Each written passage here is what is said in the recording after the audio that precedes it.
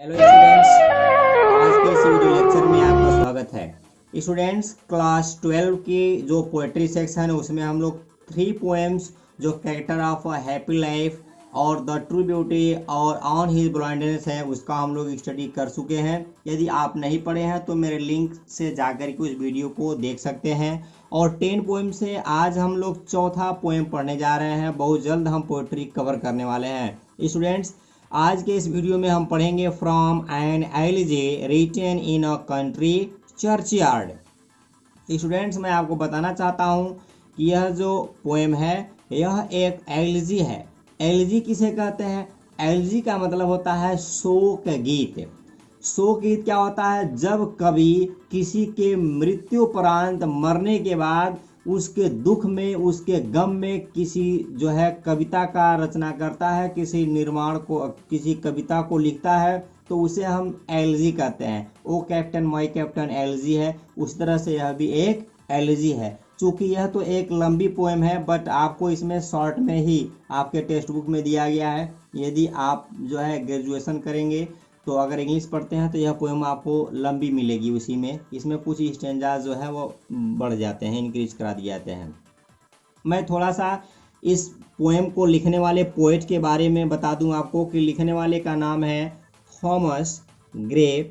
यह 1716 में पैदा हुए थे और 1771 में इनका डेथ हो गया था, 71 में।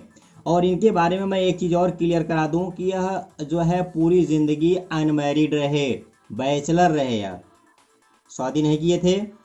और इनके बारे में मैं एक चीज़ और बता दूं कि इनकी जो भी रचनाएं हैं उनकी रचनाओं में हम पीवी शेली और जॉन किट्स का प्रभाव पाते हैं। तो स्टूडेंट्स, आज के वीडियो के बारे में, आज के लेसन में आपको बता दूं कि कवि गांव के एक कब्रिस्तान में खड़ा है और जो है शाम का समय है और गिरजाघर की घंटी बजती है, उसकी आवाज़ कवि के कानों में पड़ती है। तो कवि को यह एहसास होता है कि दिन समाप्त हो रहा है और संध्या होने जा रही है। इसके बाद कवि संध्या होने के बाद उस चर्चयार्ड में जो कब्रें हैं, जो ग्रेव्स हैं, उनको देखता है, उनके कंडीशन का जिक्र करता है और पुनः कब्रों के अंदर जो गांव के लोग दफन हैं, सीधे साधे लोग दफन हैं, उनके बारे में बताता है। पुनः कभी हमको कुछ एडवाइस देता है कि हमें किसी को ऊपर हंसना नहीं चाहिए, किसी का मजाक नहीं करना चाहिए, किसी का मौकरी नहीं करना चाहिए, क्योंकि everyone has to die today और टुमारो, क्योंकि सबको मरना है, चाहे हम आज मरें या कल मरें।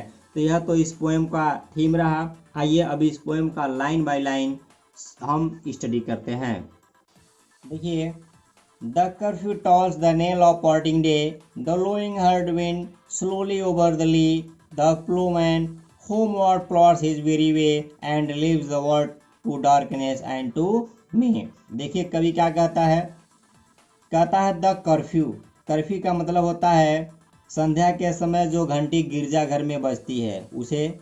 टॉल्स का मतलब यहाँ बजना होगा, रिंग से मतलब है, और नेल का तात्पर्य स्टूडेंट्स यहाँ जो घंटी की आवाज़ होती है उससे है। तो कवि क्या कहता है? गिरजा घर की घंटी बजती है of parting day. Part means विदा होना, बिछड़ना, समाप्त हो रहा है, जिससे आभास होता है, मालूम होता है कि डे मीन्स होता है दिन धीरे धीरे समाप्त हो रहा है, दिन धीरे धीरे गुजर रहा है। तो कवि क्या कहता है कि गिरजाघर की घंटियां बजती हैं जिससे यह मालूम होता है कि दिन समाप्त हो रहा है या दिन समाप्त हो गया है, संध्या हो चुकी है। और जब दिन समाप्त होता है तो क्या होता है? जो लोग घर से बाहर होते हैं वो पुनः घरों की ओर लौटते हैं धीरे धीरे। जैसे किसान अगर घर से बाहर खेत में कार्य करने के लिए गया है तो वह भी धीरे धीरे वहां से वापस होता है। चरवाहे जो अपनी गाय को, भैंस को या अन्य जो है भेड़ बकरियों को चराने के लिए ले गए हैं तो वह भी धीरे धीरे वापस होते हैं। तो ऐसा ही कुछ नज़ारा यहाँ का भी है। क्या कहता है कवि? कहता है कि द लोइंग हॉर्ड। हर्ड का मतलब होता है जानवरों का झुंड, और लोइंग का मतलब होता है कि रम्भाते हुए, wind slowly over the lea means होगा चारागाह, ली मीन्स चारागाह होगा। विंड का मतलब हवा होगा, बट यहाँ धीरे धीरे होगा, अर्थात कवि क्या कहता है कि पशु रभाते हुए चारागाह से धीरे धीरे चल रहे हैं। कहाँ चल रहे हैं? घर की ओर। और एक लाइन देख लें, द प्लोमैन का मतलब होता है किसान, फार्मर। होमवर्ड घर की ओर। प्लॉट्स हिज वेरी वे, कह रहा है कि वेरी मीन्स होता है थका हुआ, वे मीन्स होता है रास्तों से, और प्लॉट्स का मतलब होता है धीरे धीरे। तो थका हुआ किसान भी धीरे धीरे रास्तों से अपने घर की ओर वापस होता है। इसमें एक फिगर ऑफ स्पीच है, बट इंटर में आपको वो नहीं पढ़ना, इंटर में केवल 7 फिगर ऑफ स्पीच ही हैं। और अंत में कवि क्या कहता है? And leaves the world to darkness and to me. और कवि कहता है एंड लिव्स छूट जाते हैं, बच जाते हैं, द वर्ल्ड यह दुनिया में, टू डार्कनेस अंधेरे में, एंड टू मी और मुझे। अर्थात कवि कहता है इसमें कि कब्रिस्तान में अंधकार तथा कवि के अलावा और कोई नहीं है। कवि कहता है कि इस रात्रि के अंधेरे में केवल मैं ही यहाँ लिव्स हो गया हूँ, छूट गया हूँ, इस अंधकार में मेरी सिवा यहाँ और कोई नहीं है। फिर देख लें एक बार, कह रहा है गिरजाघर से शाम के समय जो घंटी बजती है उसकी आवाज़ कभी सुनता है, और इससे मालूम होता है कि दिन समाप्त हो गया है और शाम हो गई है।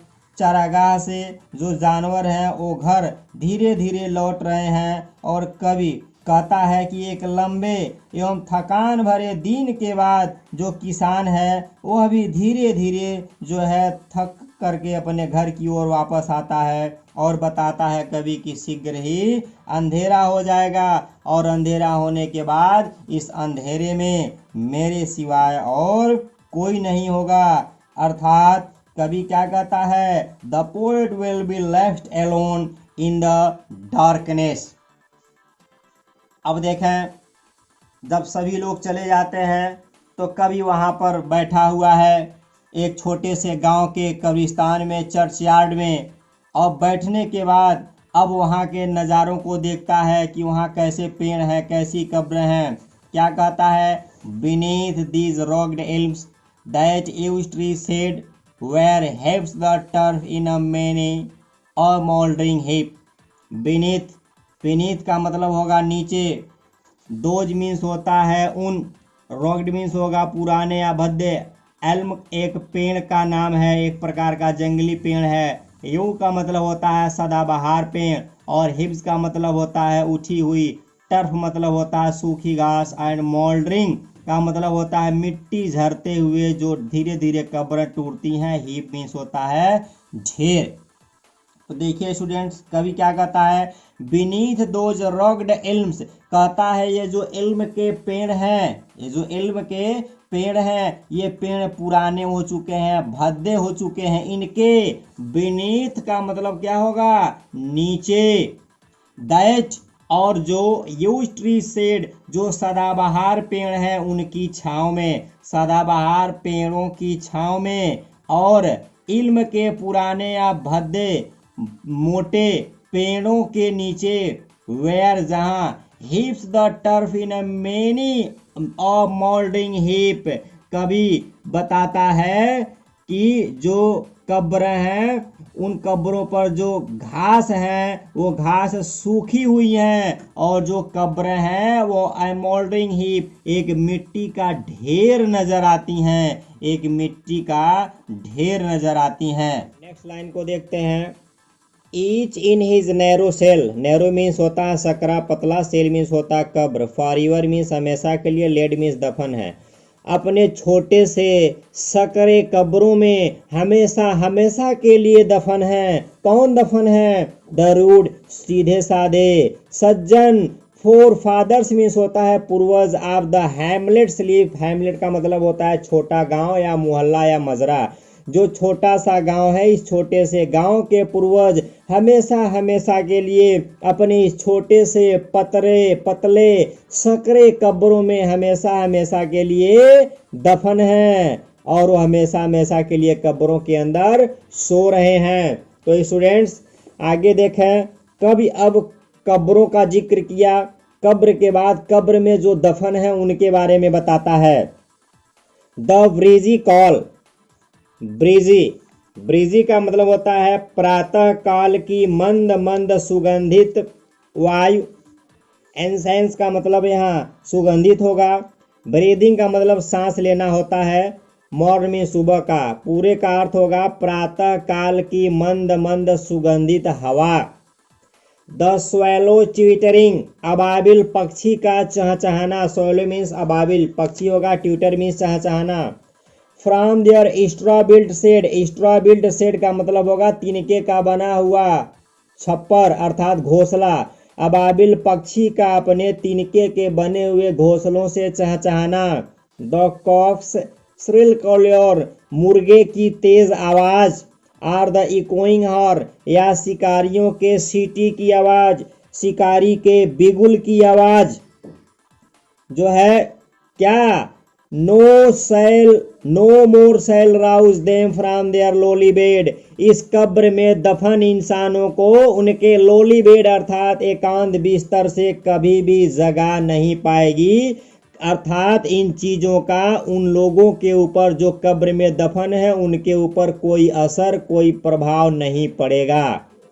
देखा students, the swallow twittering, the cock's shrill, इसमें हमारा फिगर ऑफ स्पीच ऑनोमोटोपोइया है दोनों में। जिस लाइन में आपको ध्वनि का पता लगे, आवाज का पता लगे, वहां हमारा फिगर ऑफ स्पीच ऑनोमोटोपोइया होता है। इस पोएम का जो सबसे फर्स्ट स्टेंजा है का सबसे जो फर्स्ट लाइन है वह यह है कि the curfew tolls the knell of parting day, गिरजाघर की घंटी बजती है जिससे दिन के समाप्त होने का एहसास या आभास होता है। वहां भी हमारा फिगर ऑफ स्पीच है और यही है ध्वनि सूचक ऑनोमोटोपोइया, आपको याद रखना होगा। तो देखा स्टूडेंट्स, इसमें कवि क्या बताता है, कहता है प्रातः काल की मंद मंद सुगंधित हवा, अबाबिल पक्षी का अपने तिनके के बने हुए घोंसलों से चहचहाना, मुर्गे की तेज आवाज, शिकारियों की सीटी की आवाज इन कब्र में दफन इंसानों को उनके कब्र से कभी जगा नहीं पाएगी। अर्थात इन सभी चीजों का उन लोगों के ऊपर जो मृत हैं, कब्रों में जो पड़े हुए हैं के ऊपर कोई असर नहीं पड़ेगा। कहने का तात्पर्य यह है कवि के कि वे सब के सब क्या हो चुके हैं, मर चुके हैं, और जो व्यक्ति मर जाता है उसके ऊपर जो है किसी चीज का प्रभाव नहीं पड़ता है। जो है आगे देखें आप, कवि जो महत्वाकांक्षी व्यक्ति हैं उनको अब एक एडवाइस देता है, सुझाव देता है। क्या कहता है, लेट नॉट, एम्बिशन मीन्स होगा महत्वाकांक्षी व्यक्ति, मॉक मीन्स होता है हंसी मजाक करना, मॉकरी, देयर मीन्स उनके अर्थात जो कब्र में दफन है, यूजफुल उपयोगी, टॉयल मीन्स होता है कठिन परिश्रम। कवि कहता है कि कब्र में दफन इंसानों के कठोर परिश्रम के ऊपर महत्वाकांक्षी व्यक्तियों को मॉक मतलब मॉकरी, हंसी मजाक नहीं करना चाहिए, उनके कठिन परिश्रम का उपहास नहीं करना चाहिए। वह व्यक्ति मर चुका है और जो कब्र में दफन जो है निर्धन व्यक्ति हैं उनके उपयोगी श्रम के ऊपर जो महत्वाकांक्षी व्यक्ति हैं उनको हंसना नहीं चाहिए, ऐसा कवि का कहना है और सही भी है। आगे कवि क्या कहता है, देयर होमली जॉयज, उनके साधारण आनंद के ऊपर, देयर डेस्टिनी ऑब्सक्यूर, डेस्टिनी मीन्स भाग्य होता है और ऑब्सक्यूर मीन्स जो है अंधकारपूर्ण और अस्पष्ट होता है। कवि कहता है कि उनका जो जीवन था, उनके जो जीवन का आनंद था वह साधारण था, उनका भाग्य हमेशा जो है अंधकारपूर्ण था। Fortune never favoured them, students भाग्य ने वो जो कब्र में दफन गरीब लोग हैं उन लोगों का कभी जो है मदद नहीं किया, कभी भाग्य ने उन लोगों का साथ नहीं दिया। वो अपनी पूरी जिंदगी कठिनाइयों में गुजारे, दीनहीन अवस्था में गुजारे, तो इसलिए वो मर चुके हैं, तो उनके ऊपर, उनके कठोर परिश्रम के ऊपर जो महत्वाकांक्षी व्यक्ति हैं उनको हंसना नहीं चाहिए। Let not ambition mock their useful toil. इस लाइन में भी स्टूडेंट्स एक फिगर ऑफ स्पीच है, और यह फिगर ऑफ स्पीच हमारा है पोर्सनिफिकेशन। याद रखिएगा, पोर्सनिफिकेशन हमारा यहाँ फिगर ऑफ स्पीच है। आगे देखिए स्टूडेंट्स क्या कहता है कवि, कहता है नॉर, नॉर मतलब होता है न तो, ग्रैंडर मतलब होता है सन, मतलब जो महत्वाकांक्षी व्यक्ति हैं, शानदार शक्तिशाली व्यक्तियों से तात्पर्य है। Here with the disdainful smile, disdainful का मतलब यहाँ घृणा भरी हुई से मतलब है। कवि कहता है कि महत्वाकांक्षी व्यक्तियों को उनके ऊपर घृणा भरी मुस्कान से नहीं हंसना चाहिए। हंसी भी दो तरह की होती है, एक हम कभी व्यक्ति को देख करके इस प्रकार से हंस देते हैं कि उसको यह फील होता है कि मेरा इंसल्ट हो रहा है, यह मेरी कमजोरी पर, यह मेरे किसी चीज के ऊपर हंस रहा है, और सही भी होता है। तो हमें इस प्रकार से किसी व्यक्ति के ऊपर नहीं हंसना चाहिए। क्यों नहीं हंसना चाहिए, आगे कवि जिक्र करता है और क्या कहता है, द शॉर्ट छोटा एंड सिंपल साधारण एनॉल्स ऑफ द पुअर। एनॉल्स मतलब होगा यहाँ इतिहास। कवि कहता है गरीबों के जीवन के छोटे से और साधारण जीवन के इतिहास के ऊपर जो महत्वाकांक्षी व्यक्ति हैं उन्हें हंसना नहीं चाहिए। अर्थात कवि कहता है कि महत्वाकांक्षी व्यक्तियों को कब्र में दफने हुए निर्धन व्यक्तियों के उपयोगी श्रम, साधारण वस्तुओं में आनंद एवं अंधकारमय पूर्ण भाग्य के ऊपर कभी हंसना नहीं चाहिए, का कभी मजाक नहीं बनाना चाहिए। और धनी तथा शक्तिशाली व्यक्तियों को इन गरीब व्यक्तियों के छोटे तथा साधारण जीवन के इतिहास को घृणा भरी मुस्कान से नहीं सुनना चाहिए, घृणा भरी मुस्कान से नहीं हंसना चाहिए। ऐसा नहीं, इस प्रकार से नहीं हंसना चाहिए कि उसे दुख हो, उसे अपने ऊपर मजाक महसूस हो, क्योंकि उन लोगों का जो जीवन था वह उतार और चढ़ाव से परिपूर्ण था। धनी एवं बड़े व्यक्तियों को उनके सरल रास्तों को नीचा नहीं दिखाने का प्रयास करना चाहिए। स्टूडेंट्स, व्यक्ति कितना हो साल जीवित रह जाए, कितना हो लंबी उम्र जी ले, अगर जीवन में वह कम उम्र में ही किसी उपलब्धि को हासिल कर लेता है तो उसका इतिहास लिखा जाता है। और एक व्यक्ति 100 साल जीवित रहे, अगर वह व्यक्ति कुछ नहीं कर पाता है, मर जाता है, तो उसका इतिहास उतना मायने नहीं रखता है। उसके इतिहास को आने वाले समय में लोग उस तरह से नहीं जानते हैं, पढ़ते हैं, जिस तरह से छोटे समय में ही जिस प्रकार से व्यक्ति ने किसी ऊंचाई को हासिल किया था। तो ये गरीब लोग थे, इनका कोई विशेष इतिहास नहीं रहा। तो इस लाइन में कवि हमें सुझाव देता है कि हम लोगों को इस प्रकार का कार्य नहीं करना चाहिए। स्टूडेंट्स, लास्ट स्टेंजा इसका है, लास्ट वाले को कॉन्क्लूडिंग स्टेंजा कहते हैं। कवि कहता है द बोस्ट ऑफ एल्रॉय, उच्च कुल में पैदा होने का घमंड, उच्च कुल में पैदा होने का घमंड। जैसे हम बहुत अमीरी में पैदा हुए हैं, एक अमीर घर में पैदा हुए हैं। Henry, the pump of power, pump of power, ताकत का घमंड, मेरे पास बहुत ताकत है, पावर है, सोर्स है। एंड ऑल दैट ब्यूटी, और हर एक प्रकार के सुंदरता का घमंड कि मैं बहुत खूबसूरत हूं। ऑल दैट वेल्थ, और हर प्रकार के धन का घमंड कि मैं बहुत अमीर हूं। Ever gave awaits like the inevitable hour, inevitable hour, मृत्यु की घड़ी अवेट्स इंतजार करती है, लाइक समान रूप से। द पाथ्स ऑफ ग्लोरी, कवि क्या बताता है, जो बहुत कीर्तिवान व्यक्ति है, जो ग्लोरी पर बने हुए हैं, जो वैभव से भरपूर हैं, lead but to the grave, वे भी कब्रों की तरफ जाते हैं। ग्रेव मीन्स होता है कब्र। अर्थात कवि क्या कहता है कि उच्च परिवार में जन्म लेने का घमंड, ताकत का घमंड, हर प्रकार के सुंदरता का घमंड, अपने धन का घमंड। जो भी यह व्यक्ति इन चीजों पर घमंड करता है सभी की मृत्यु प्रतीक्षा करती है, अर्थात सभी मृत्यु के शिकार होते हैं। वैभव के रास्ते कब्र की ओर ही जाते हैं, अर्थात कोई भी व्यक्ति दुनिया का मौत से नहीं बच सकता है। मृत्यु किसी के साथ भेद और भाव नहीं करती है, मृत्यु आएगी। ऐसा नहीं है कि आप बहुत अमीर हैं, बहुत खूबसूरत हैं, आपके पास बहुत ताकत है, बहुत आपके पास धन है, दौलत है, तो आप मौत से बच सकते हैं। मौत से कोई भी व्यक्ति नहीं बच सकता है, अर्थात ईश्वर की इच्छा के सामने सभी को आत्मसमर्पण करना होगा। कोई भी ऐसा नहीं है जो ईश्वर के जो है इस मौत रूपी चक्र से अपने आप को बचा ले।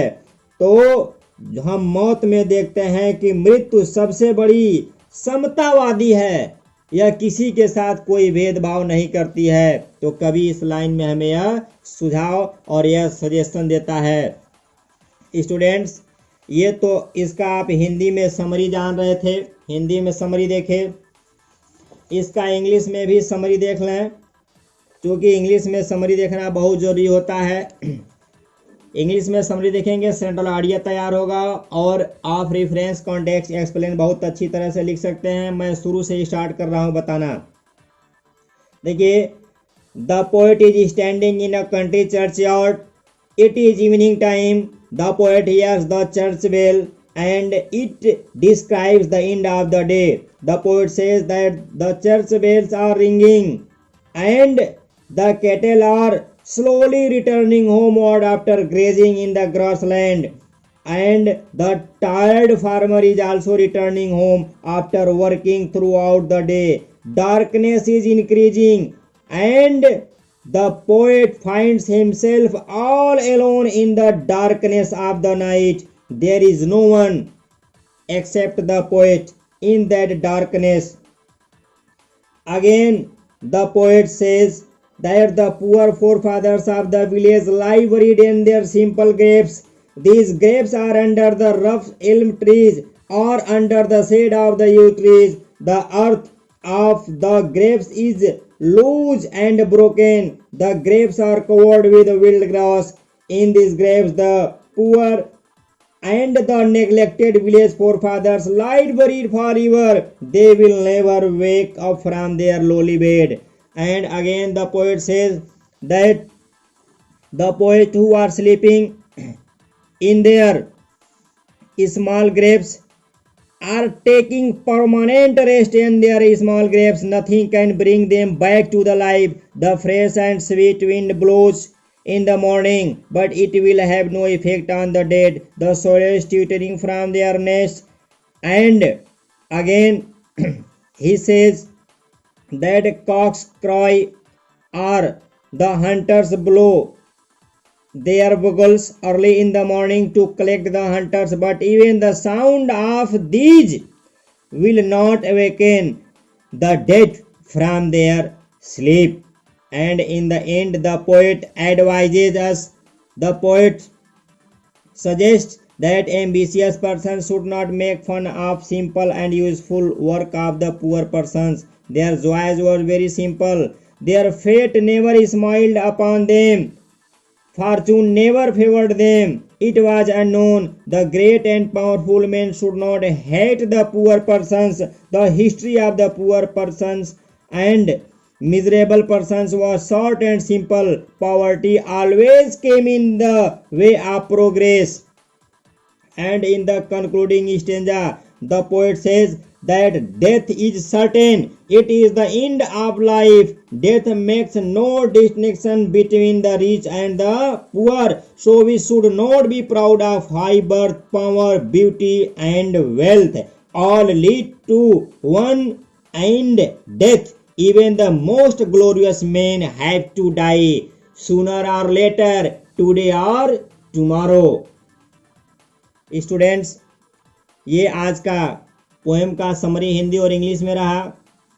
उम्मीद करता हूं कि आपको मेरे वीडियो से काफ़ी कुछ समझ में आ रहा होगा, आप काफ़ी कुछ अपना तैयार भी कर चुके होंगे। मैं आपके लिए लगातार वीडियो पोस्ट कर रहा हूं, तो स्टूडेंट्स इस वीडियो को ज़्यादा से ज़्यादा शेयर कीजिए। अभी तक यदि आप मेरे चैनल को सब्सक्राइब नहीं किए हैं तो आप नए हैं, तो मैं आपका स्वागत करता हूं। आप भी मेरे चैनल को शेयर कर लीजिए, सब्सक्राइब कीजिए। मिलते हैं अगले वीडियो में, तब तक के लिए अलविदा।